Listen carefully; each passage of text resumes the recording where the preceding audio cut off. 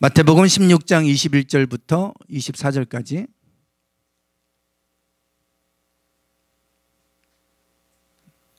네, 교독하겠습니다.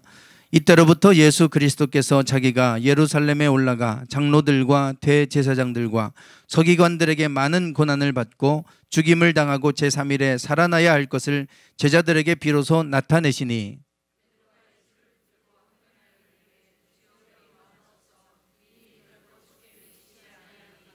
예수께서 돌이키시며 베드로에게 이르시되 사탄아 내 뒤로 물러가라. 너는 나를 넘어지게 하는 자로다. 내가 하나님의 일을 생각하지 아니하고 도리어 사람의 일을 생각하는도다 하시고,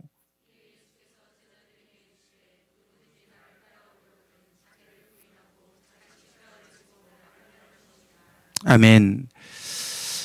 오늘은 종려주일입니다. 종려주일이라고 하는 것은 예수님께서 이제 십자가에 못 박히시기 위해서 예루살렘에 입성을 하시게 됩니다. 예루살렘에 들어가실 때 물론 예수님께서 해마다 유월절이 되거나 또 초막절이 되거나 이런 그들이 지키는 중요한 명절에는 성전에서 그들이 제사를 드리고 그 절기를 지켰습니다.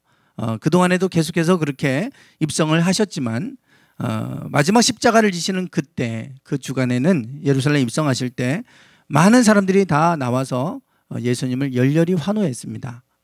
열렬히 환호하고 그 종려나무 가지를 꺾어서 막 흔들고 자기들의 옷을 벗어서 나귀 타고 입성하시는 예수님 발 아래 깔아놓고 그렇게 열렬히 환호를 했습니다.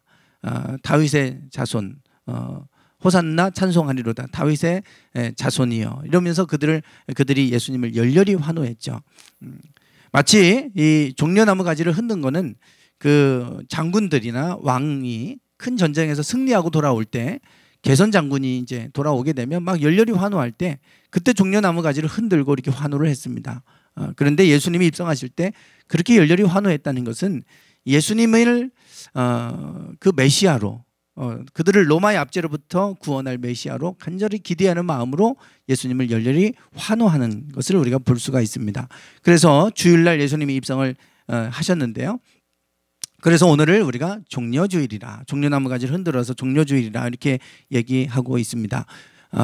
그리고 이제 이 주간, 한 주간은 금요일날 이제 십자가에 못 박혀 돌아가시기 때문에 이 한 주간을 우리는 고난주간이다 이렇게 지금 우리가 부르고, 또 이 한 주간을 십자가의 은혜를 좀 기억하면서 경건하게 보내는 주간으로 그렇게 삼고 있습니다. 그 고난주간의 이 일주일의 여정을 간단하게 제가 먼저 설명을 좀 드리도록 하겠습니다. 주보에도 그 내용은 좀 실어 놓았습니다. 좀 그 월요일, 화요일, 수요일 하루하루 예수님이 입성하셔서 행하신 일들을 좀 기억하면서 이 한 주간을 좀 묵상하시고 이 한 주간을 그렇게 보내셨으면 좋겠습니다. 네, 월요일에는 예수님이 성전에 들어가십니다. 예루살렘에 입성하셨고, 그리고 저녁 때가 되면 다시 예루살렘 성을 나와서 바로 옆에 있는 베단이라고 하는 마을에 그 죽었던 나사로를 살린 곳입니다. 그 집에 이제 유하시면서, 그러면서 성전을 날마다 왔다 갔다 출퇴근하다시피 아침에는 성전에 들어가셨다가 또 저녁 때가 되면 예루살렘 성을 나와서 베다니 지역에 이렇게 머물고 이렇게 하셨습니다. 월요일날 성전에 들어가셔서 하신 일은 뭐냐면 성전을 정화하는 일을 하십니다. 예루살렘 성전에 유월절이 되면 그 모든 사람들은 다 유월절을 지키기 위해서 다 예루살렘으로 모이게 됩니다. 그러니 얼마나 복잡하겠습니까? 저희도 이제 다음 부활주일 지나고 그 다음 주면 연회가 있습니다. 1년에 한 번씩 우리 남부연회 총 25개의 지방인데요. 거기 각 지방마다 이제 한 지방마다 한 30개에서 40개 정도 교회가 있습니다. 그러니까 꽤 많은 교회 이제 목회자들이 다 모입니다. 그리고 연회원 교회를 대표하는 장로님들 다 이제 모이게 되죠. 1년에 한 번 그렇게 모여서 중요한 회무를 진행을 하고 또 목사 안수식도 하고 여러 가지 많은 이제 중요한 일들을 처리하게 됩니다. 그때가 되면 어떻게 아는지 그 교회 그 하는 연회를 하는 그 교회 주변에는 다 장사하는 분들이 쫙 자리를 펴고 있습니다. 그래서 거기 가면 옷도 팔고 성경책도 팔고 책도 팔고 뭐 별걸 다 팝니다. 허리띠도 팔고 뭐. 그러면 이제 쉬는 시간 되면 목사님들 나와서 그거 이제 구경하고 다니고 이제 이러는 거죠. 그래서 쫙 장사꾼들이 가득합니다. 이 유월절도 수많은 사람이 모였으니까 이게 대목인 거예요. 그래서 이제 장사하는 일들을 한 겁니다. 그걸 누가 했냐면 대제사장이 했습니다. 당시 타락해서 대제사장은 레위 아론 계열의 레위인이 맡아야 되는데 당시 로마의 황제로부터 임명을 받고 이제 거기 인가를 받아서 대제사장이 됐으니까 돈으로 그 자리를 산 겁니다. 그러니까 많은 돈을 들였겠죠. 대통령 선거를 앞두고 있는데 얼마나 많은 돈이 들어가겠어요. 그러면 이제 그 돈 들어간 거를 대통령이 당선돼서 그거를 이제 어떻게든 좀 뽑아내야 되겠다. 그러면 이제 뇌물죄가 적용이 되고 아주 비참해지지 않습니까? 지금 대제사장도 그런 거였어요. 그래서 성전에서 장사를 합니다. 무슨 장사를 했냐면 유월절이 되면 양을 바쳐야 돼요. 양을 제물로 바쳐야 되는데 먼 거리에서 양을 끌고 올 수가 없잖아요. 그러면 양이 다 엉망이 됩니다. 하나님 앞에 깨끗한 걸 드려야 되는데 이게 이제 병이 들 수도 있고 죽을 수도 있고 뭐 이럴 수 있기 때문에 그래서 성전에서 이 양을 키워서 양을 파는 거예요. 비싸게 파는 거죠. 그 장사를 했고 그리고 그들은 그 성전세라는 게 있습니다. 독일도 종교세가 있는데요.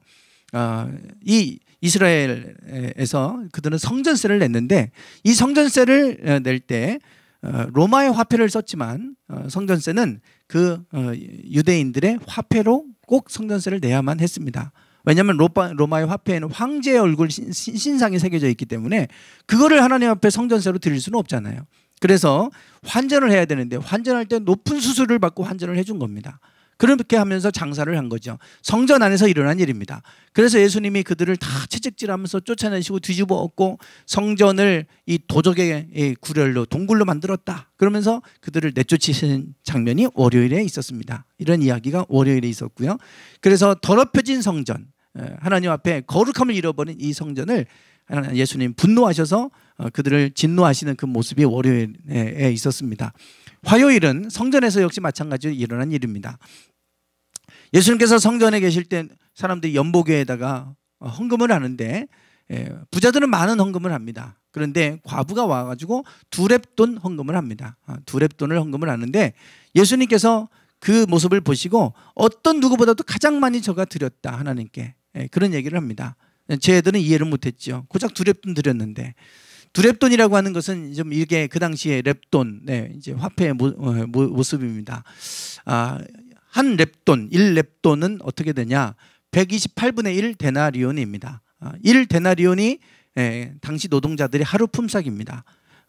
하루 품삯을 10만 원으로 친다고 하면 128분의 1 그러면 따져보면 약 758원 정도가 나옵니다.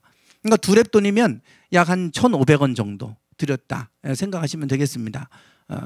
그 과부가 두 렙돈을 드렸습니다. 아니 쟤들은 이해를 못했죠. 그랬을 때 예수님은 저가 자기가 가진 전부를 드렸기 때문에 가장 많이 드렸다 이렇게 얘기하면서 그 과부를 칭찬하시는 그 이야기가 이제 그 화요일 날 있었던 이야기로 성경에서 소개가 되고 있습니다. 그리고 수요일에는 예수님께서 그 시몬의 집에 잔치를 베풀고 막 사람들이 예수님을 모셔놓고 잔치를 베풀고 사람을 초청하고 이 자리에 나사로 죽었던 나사로를 살린 그 나사로의 누이 마리아가 그 비싼 향유 한 옥합을 깨뜨려서 예수의 발에 붓고 그리고 자기의 머리털로 예수님 발을 닦아드린 일이 생겼습니다. 그때 그 일이 있었는데 이 한 옥합 조그만 이 향수가 당시에 300데나리온 정도 했으니까 1데나리온이 하루 품삯이니까 1년치 연봉입니다. 1년 연봉을 꼬박 모아야 살 수 있는 이 향유 한 옥합을 깨뜨려서 발에 붓고 그 머리털을 닦았으니 이게 무슨 낭비입니까? 쟤들이 막 뭐라고 하죠. 헛되이 낭비했다. 차라리 그것을 팔아서 가난한 자에게 나눠주지 그거를 왜 그 발에 붓고 그걸 닦아버리냐 그런 거예요. 그때 예수님께서는 이 여인을 칭찬하셨습니다. 복음이 전파되는 곳마다 이 여인이 행한 일도 전파되리라 그렇게 말씀하세요. 왜 그렇게 말씀하시냐면 이 여인이 장차 내가 장사 지낼 것을 미리 앞서서 이렇게 기념한 거다 이렇게 얘기하십니다.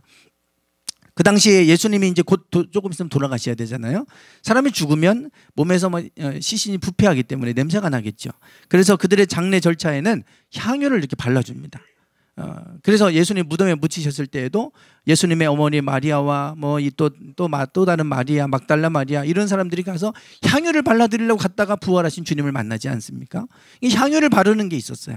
그러니까 미리 이 여인은 그것을 준비했다. 예수님이 죽으실 거를 저가 어떻게 뭐 알지는 못하겠지만 하나님 주신 마음, 감동 주신 대로 했는데 그것이 예수님의 돌아가실 것을 미리 준비한 행위다. 그래서 이 여인이 행한 일은 영원히 기억될 것이다. 이렇게 이제 말씀하시는 그 이야기가 수요일에 있습니다. 그리고 이제 목요일이 되면 이제 금요일 날 돌아가셨으니까 전날이에요. 그래서 제자들과 마지막 밤을 보내면서 그들의 발을 닦아주십니다. 세족식이죠. 발을 닦아주시면서 내가 너희들에게 행한 것처럼 너희들도 섬기는 자가 되라. 이런 걸 가르쳐 주세요. 마지막 죽으시기 전에 그들에게 가르쳐 주신 것은 섬기는 자가 되라는 겁니다. 내가 너희를 섬긴 것처럼, 내가 너희들의 그 더러운 발을 닦아준 것처럼 너희들도 그런 삶을 살아라. 이렇게 말씀을 하시죠. 그리고 이제 마지막 그들과 만찬을 하십니다. 떡과 포도주를 떼면서 이건 내 살이고 이건 내 피다. 우리가 성찬식 할 때 그 이 마지막 만찬을 이때 제자들과 마지막으로 나누십니다. 그리고 나서 그 다음날 금요일 날 예수님은 이제 잡히셔서 십자가에 못 박혀 돌아가시게 됩니다. 네, 그리고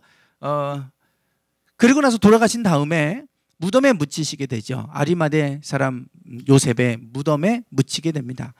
우리의 무덤하고 다릅니다. 우리는 땅에 매장하지만 이스라엘이나 중동 같은 경우는 이렇게 이제 동굴같이 이제 이런 것을 파가지고 이게 사암이에요. 그래서 막 파면 잘 부서집니다. 그래서 그곳에 이제 동굴을 만들어가지고 그 안에 이제 넣고 문을 만들어서 동굴 문을 닫아놓는 거예요. 이런 이제 무덤인데 그 누군가가 예수님의 시신을 훔쳐가지 않겠느냐.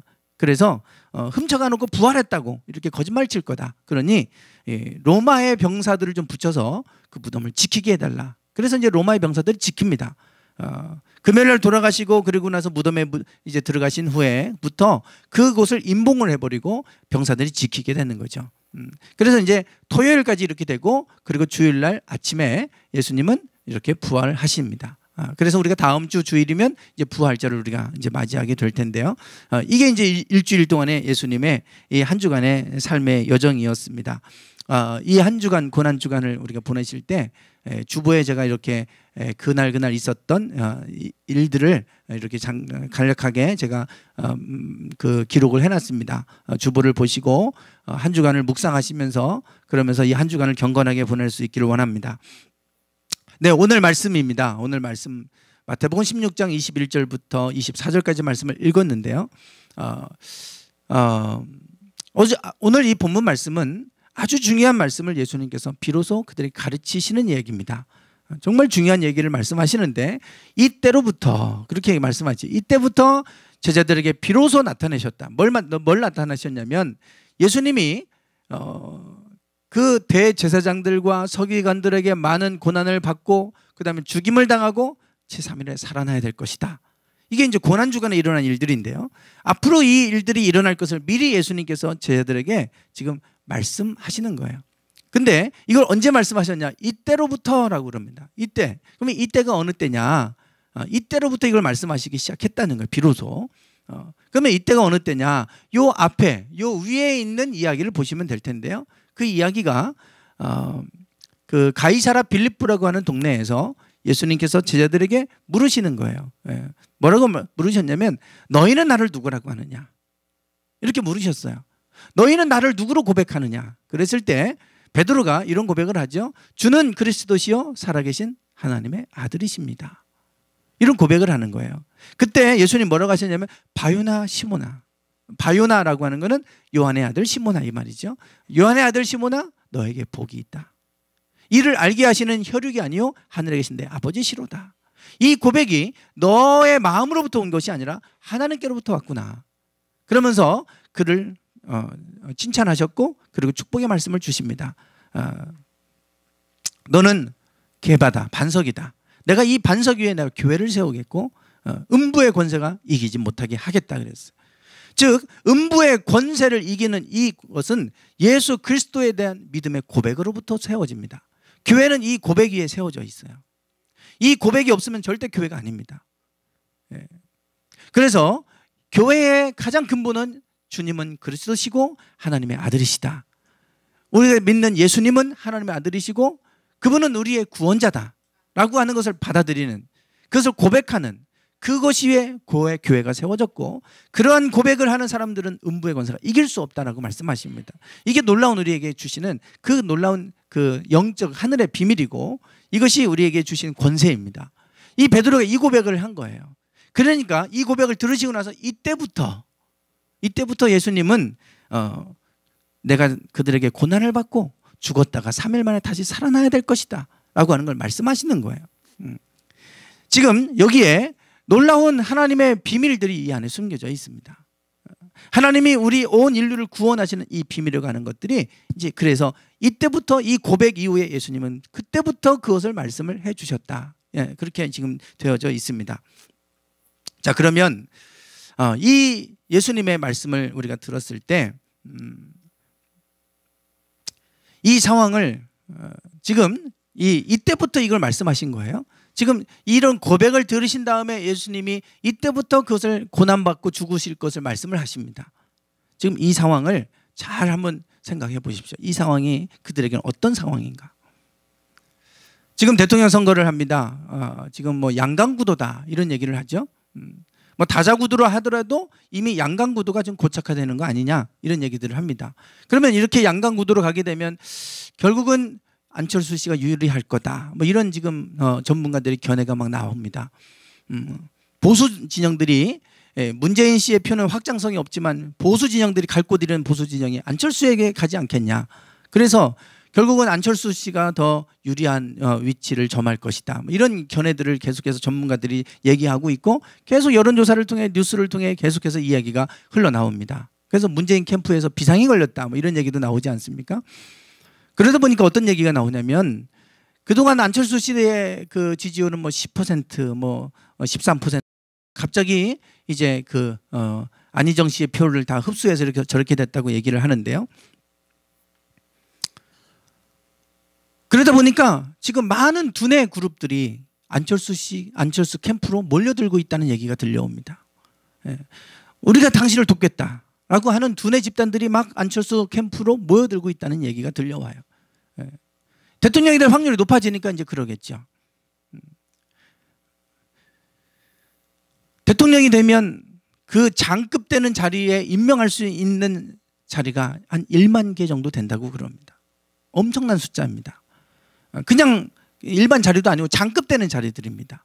거기에 한 10,000명 정도를 임명할 수 있는 임명권이 그 안에 있습니다. 대통령이 되면. 그러니까 막강한 권한이죠. 그것만 해도 얼마나 막강합니까? 그러니까 거기에 캠프에 들어가서 조금 도우면, 눈도장 찍으면 다 장으로 갈 수 있는 그런 기회를 얻을 수 있는 거예요. 그러니까 그런 것을 좀 얻어보려고 사람들이 모여드는 겁니다. 어떤 사람은 민주당에서 탈당을 해가지고 그래서 안철수 씨를 돕겠다고 국민의당 입당하기도 하고 뭐 이러지 않습니까? 그렇게 할 때는 정치적인 결단을 좀 하는 것 아니겠어요? 자기의 정치 생명을 걸고 지금 하는 행위들입니다. 그렇게 됐는데 안 됐다 그러면 그 사람도 이제 정치 생명이 어떻게 될지 단언할 수가 없잖아요. 자기들의 모든 것을 그들에게 올인해서 거는 겁니다. 지금 이 상황이 그런 상황이에요. 그런데 전에 안철수 씨가 두 번 정도 양보를 했죠. 문재인 씨에게 한 번 양보했고, 한 번은 지금 박원순 서울시장에 양보를 했어요. 그래서 약해 빠졌다 이런 얘기를 들었는데, 지금은 이제 10,000배 강해져서 강철수다고 막 이렇게 본인이 얘기를 합니다. 강해졌다는 얘기죠. 사람들이 다 그 안철수에게 그래도 나름대로 기대감을 가지고 자기의 모든 것을 걸었는데 갑자기 양보해 버리니까 이 사람들은 뭐가 되는 거예요? 본인은 양보했는지 모르지만 자기의 모든 걸 건 사람들은 얼마나 허탈하겠어요. 나는 모든 걸 걸고 이 사람한테 도왔는데 자기는 그냥 양보해버리고 포기해버리고 이래버리면 따랐던 사람들이 어떻게 되겠어요? 그 허탈감을 이루 말할 수 없겠죠. 지금 예수님의 제자들이 이런 상황입니다. 예수님의 제자들 중에 세베대의 아들 야고보와 요한, 예수님이 가장 아꼈던 3명의 제자, 그러면 베드로, 야고보, 요한 3명입니다. 근데 야고보와 요한은 형제예요. 그러니까 베드로하고 야고보의 형제 이 3명입니다. 항상 예수님이 어디 갈 때마다 12명 중에서도 3명은 늘 함께 데리고 다니셨어요. 그 야고보와 요한, 이 세베대의 아들들인데요. 그 둘이 예수님께 조용히 찾아와서 예수님께 지금 이런 부탁을 합니다. 주의 영광 중에서 우리를 하나는 주의 우편에 하나는 좌편에 앉게 하여 주옵소서. 예수님이 보니까 막 많은 사람들이 지지하는 거예요. 지지율이 지금 엄청나게 높아졌어요. 예수님이 막 예루살렘 입성할 때는 종려나무 가지를 흔들고 호산나 찬송하리로다 다윗의 자손이여 막 그러면서 막 열렬히 환호합니다. 얼마나 막 사람들이 예수님을 데려다가 강제로 왕으로 삼으려고까지 했어요. 그런 상황을 지금 제자들은 보고 있잖아요. 야, 이분이야말로 정말 우리를 이 로마의 압제로부터 건져낼 수 있는 강력한 통치권을 가지고 오시는 분이겠다. 이러고 자기의 모든 직업을 다 버리고 예수님을 쫓았습니다. 그리고 나서 그들이 그 마음속에는 어떤 마음이 있었냐면 주님이 그 영광의 자리 보좌 가운데 딱 앉게 되면 하나는 우편에 하나는 좌편에 앉게 해주십시오. 이런 부탁을 하는 거예요. 그러니까 제자들 마음속에 이런 마음이 있었던 거예요. 가룟 유다도 이런 마음 가지고 왔는데 나중에 보니까 아니잖아요. 그러니까 배신감에 그냥 예수님 팔아먹어버리잖아요. 은 30냥에. 그러니까 제자들이 예수님을 따르는데 그들이 가지고 있었던 생각 중심에 이런 생각들 욕심들이 있었어요. 그런데 예수님이 베드로의 신앙 고백을 들으시고 나서 내가 고난받고 죽어야 된다. 이 말씀하시는 거예요. 그러니 자신들의 모든 것을 걸고 예수님을 쫓았는데 예수님이 고난받고 죽으셔야 된다니 이게 이해가 안 되잖아요. 너무 허탈하겠죠. 막 화도 나고 우리가 모든 걸 버리고 주님을 따랐는데 아니 그렇게 맥없이 죽으신다니 이건 도대체 무슨 말인가. 그래서 베드로가 그 말을 듣자마자 22절에서 이렇게 반응합니다. 한번 읽어보겠습니다. 시작.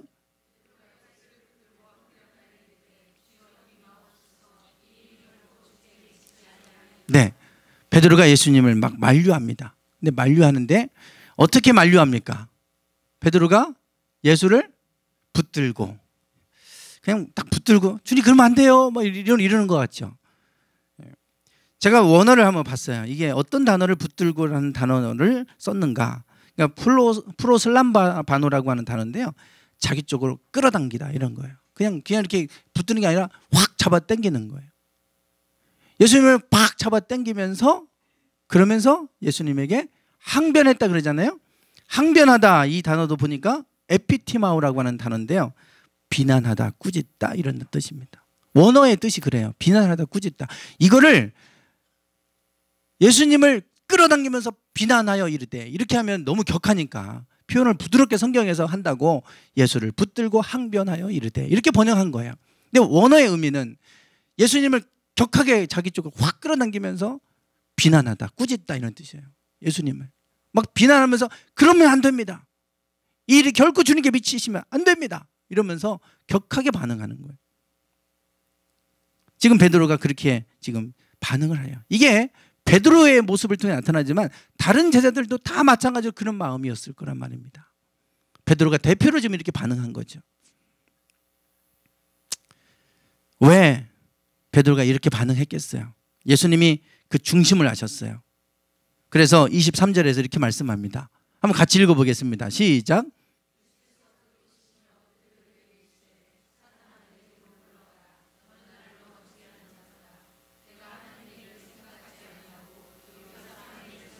네. 왜 베드로가 이렇게 반응했는지 아시겠죠?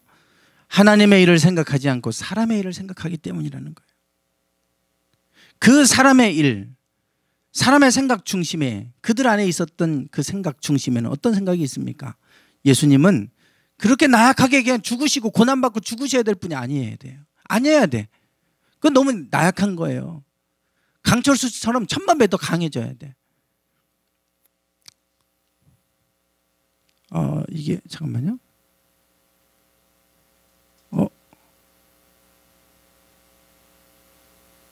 장이야, 거기 예수님 십자가에 이렇게 달린 사진 없나?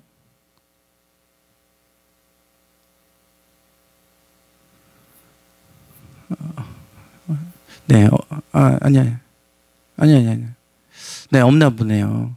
네. 네. 지금 빠졌네요. 아주 그냥 어떤 사진이냐면요. 제가 십자가에 달리신 예수님 이렇게 검색을 하다 보니까 어떤 그림이냐면 예수님께 십자가에 달리시고 그리고 이제 피 흘리시고 그 고통스럽게 돌아가시는 그 모습이 보편적인 십자가에 달리신 예수님의 모습인데요. 어떤 그림을 누가 그렸냐면 근육질 예수님. 그냥 막 울그락불그락 막 다 근육이에요, 몸이. 십자가 달리셨는데. 근데 십자가 달리셨는데 하니까 이 십자가 부러지는 양쪽이. 예, 그런 그림을 그려놨어요. 그리고 그런 근육질 예수님을 동상으로 이렇게 형상해 놓은 것도 있어요. 참 보면 여러분 웃으셨잖아요. 예, 그 그림을 제가 했는데 어떻게 빠졌나 보네요. 그 그림을 보면 정말 웃겨요. 예. 예수님이 사람이 생각하는 예수님의 상은 그러셔야 되는 거예요. 하나님의 아들이면 강해야죠. 너 십자가에서 내려와 봐. 네가 하나님의 아들이라면. 십자가 못 박혔을 때 보란듯이 우지직 해갖고 다 부러뜨리고 내려와갖고 보란듯이 하나님의 아들이심을 나타내셨다면 웃기잖아요. 우리가 생각할 때 하나님은 강하셔야 돼요. 전능하시니까 그 상황 속에서 그 사람들 보란듯이 하늘에 불을 내려가고 그들 다 태워 죽여버려야 돼요. 예수님을 비난하면 비난하는 사람들을 향해서 복수하시고 저주 내리시고 그렇게 해서 보란듯이 봐라 하나님 살아계신다 이런 거 보여주면 좋겠죠.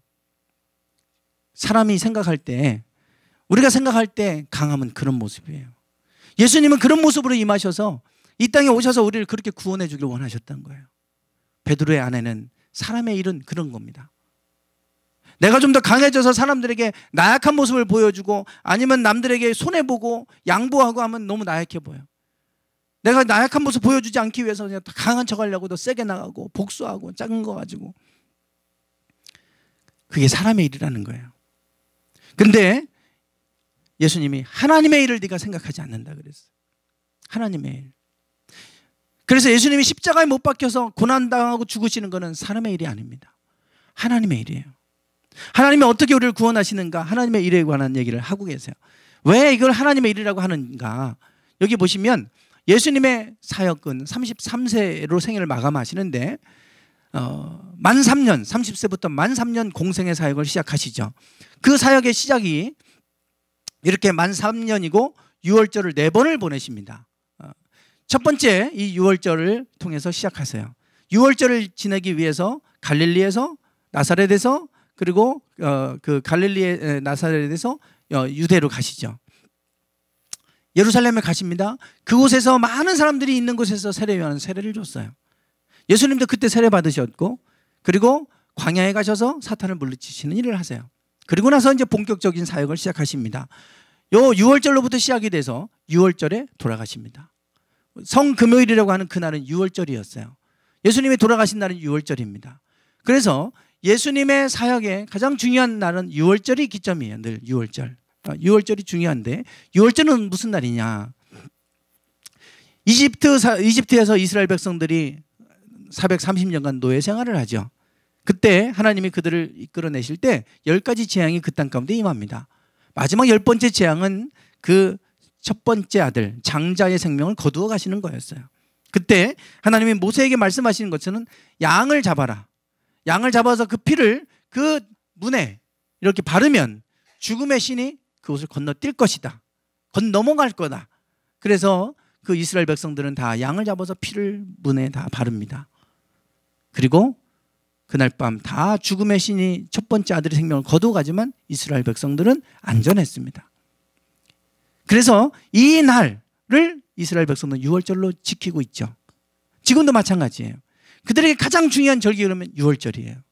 유월절은 그들이 죽음을 면한 날이고 해방되고 구원받은 날이에요.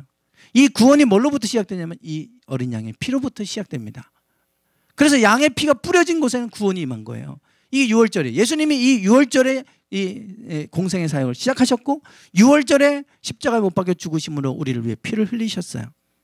이 피가 뿌려진 곳에 죽음의 신은 건너뜁니다. 이 피가 죽음의 영을 막아놓은 거예요. 이게 하나님의 일입니다. 그 피가 별거 아닌 것 같잖아요. 피는 생명입니다.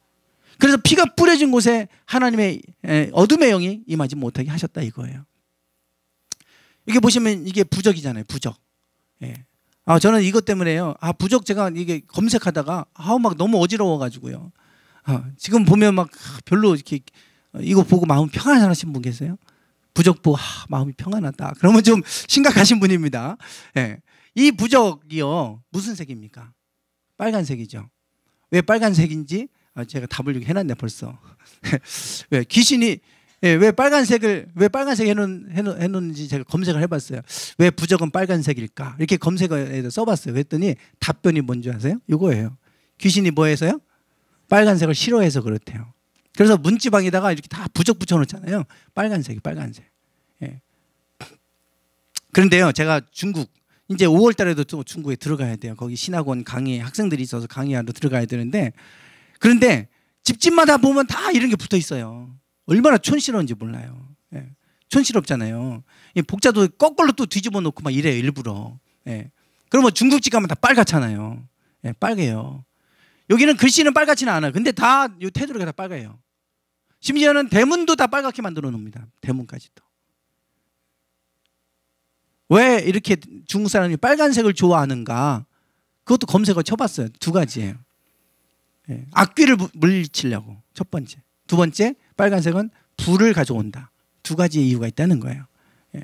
그래서 이 재물을 갖다 준다는 거예요. 그래서 이 중국 사람이 재물을 얼마나 좋아합니까? 예. 그래서 중국 교회들은 헌금을 안 해요. 헌금을 안 해요. 교인들이 많이 모이는 것 같아도 그 교회는요, 자립이 안 돼요. 재물, 돈에 너무 매여 있어요, 돈에.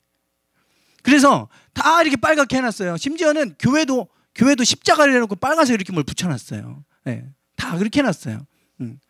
그 사람들 사고방식이 이게 딱 굳어져 있어요. 왜 이게 빨간색을 이렇게 해놓겠어요, 이게. 문지방에다 다 이렇게. 네? 빨간색을 싫어해서요, 귀신이? 왜 싫어하겠어요? 이 유래를 올라가면 이게 피예요, 피. 귀신은 악한 영은 피를 싫어하잖아요. 그래서 이게 다 빨간색이고 부적도 다 빨간 글씨고 다 이게 피입니다, 피. 그게 바로 뭐냐면 제사 지낼 때 하나님이 우리 죄를 용서해 주기 위해서 피의 제사를 드리게 했잖아요. 거기서부터 시작돼요. 근데 이게 점점 변질돼 갖고 이게 귀신을 쫓아내는 거라고 하는데 부적 붙은 것은 귀신이 더 들어가요. 이 귀신이 그 무슨 빨간색을 왜 뭐 빨간색을 싫어하고 뭐 검정색은 좋아하고 이런 거 아니잖아요. 뭐 귀신이 뭐 색깔 좋아하고 여러분이 색깔 좋아하듯이 귀신도 뭔 색깔 좋아하는 색이 있고 싫어하는 색이 있고 그러겠어요. 피가 그런 거예요, 피. 그래서 이 피 6월절에 피가 발려진 곳에 죽음의 영이 건너뛰게 하셨고, 그래서 그 집에는 구원이 임하게 하셨어요. 그래서 그들은 이집트에서 출애굽했고요. 그것이 구원에 관련된 일이에요. 이게 하나님의 일입니다. 하나님이 우리를 구원하시는 방법이 우리의 의에 있거나 그런 것이 아니라 우리 죄에 대한 삭은 사망인데, 우리가 죽을 것을 대신해서 양이 죽거나 짐승이 죽어서 피를 흘리는 그 대가로 우리가 구원받게 하셨어요. 그래서 예수님은 우리를 대신해서 죽으신 어린 양이라고 그러잖아요. 보라, 세상 죄를 지고 가는 어린 양이로다.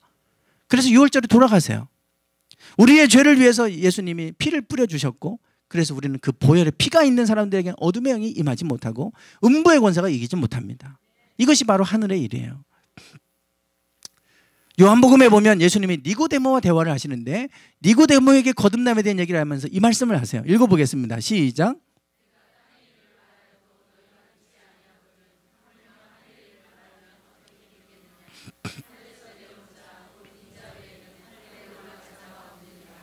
아멘. 네. 예수님께서 말합니다. 내가 땅의 일을 말하여도 너희가 믿지 아니하거든 하물며 하늘의 일을 말하면 어떻게 믿겠느냐. 그러면 하늘의 일을 말씀하시죠. 그 하늘의 일이 뭐냐면 그 다음에 이어서 말씀합니다. 모세가 광야에서 뱀을 든 것처럼 인자도 들려야 하리니 이는 그를 믿는 자마다 영생을 얻게 하려 하심이라.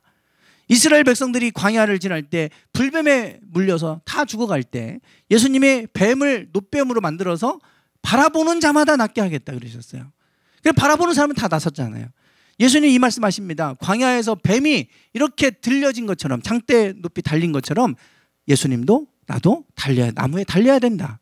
그게 바로 십자가죠. 지금도 이 느보산, 모세가 죽은 느보산에 이런 뱀의 장대에 이렇게 매달려 있는 형상이 지금도 이렇게 세워놨어요.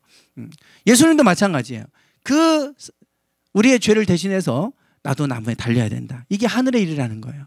땅의 일을 말해도 너희가 이해하지 못하는데 하늘의 일을 말하면 너희가 이해할 수 있겠느냐. 그러면서 이걸 말씀하시는 거예요. 나도 나무에 달려야 된다. 왜? 그를 믿는 자마다 영생을 얻게 하려고.